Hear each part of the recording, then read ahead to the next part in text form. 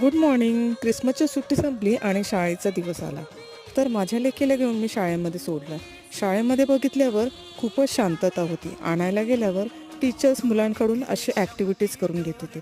बरेच दिवस सुट्टी असल्यामुळे ॲक्टिव्हनेस कमी झाल्यामुळे टीचरचा हा छोटासा प्रयत्न होता. मग आम्ही घरी आल्यावर असं जेवण केलं आणि लेकीने स्वतःच्या वाटणीचं काम असं पटकन उरकलं. स्वतःच पिन लावून तिने कपडे प्रेस करून घेतले.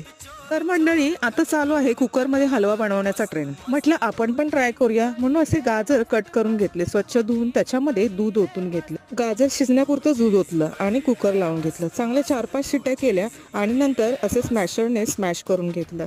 नंतर ते मिश्रण गॅसवर ठेवलं आणि त्यात 2 चमचे तूप घातले. तूप घातल्यानंतर साखर ॲड केली. तुम्हाला हवं तसं तुम्ही गोड वाढवू शकता आणि नंतर त्यामध्ये वेलची पूड टाकली. तर हलवा खूप अप्रतिम झाला होता.